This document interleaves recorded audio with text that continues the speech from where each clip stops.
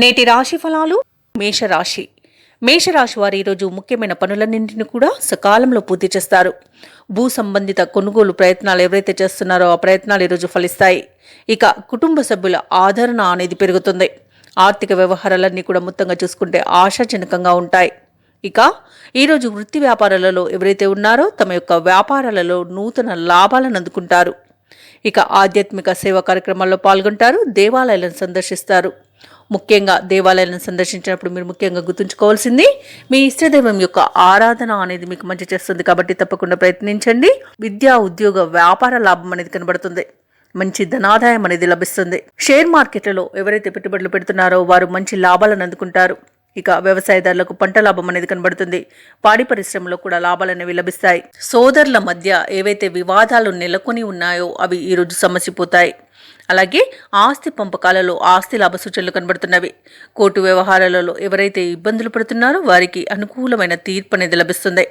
ఇక ఈరోజు భూ క్రయ విక్రయాలు ఎవరైతే చేస్తున్నారో రియాల్టర్స్ వారికి మంచి లాభాలు అనేవి లభిస్తాయి.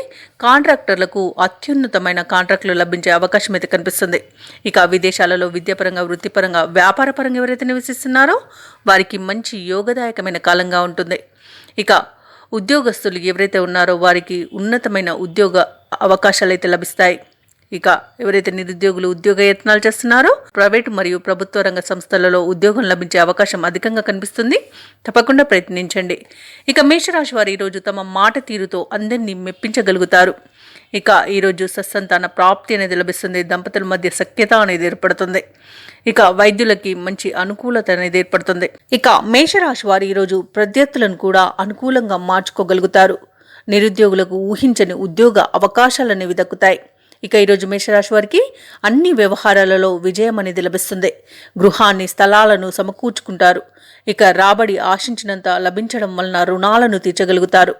వ్యాపార వాణిజ్యవేత్తలు ఎవరైతే ఉన్నారో వారు వ్యాపారాలలో కొత్త ఆలోచనలు ఏవైతే చేస్తున్నారో అవి కలిసి వస్తాయి.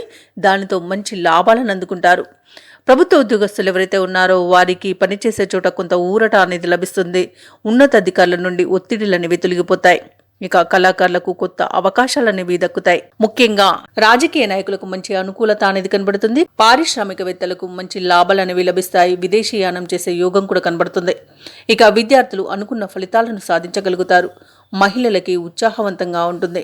ఇక మేషరాశి వారికి అదృష్ట రంగులు పసుపు మరియు గులాబీ. ప్రతికూలమైన రంగు కాఫీ. అదృష్ట సంఖ్య 9.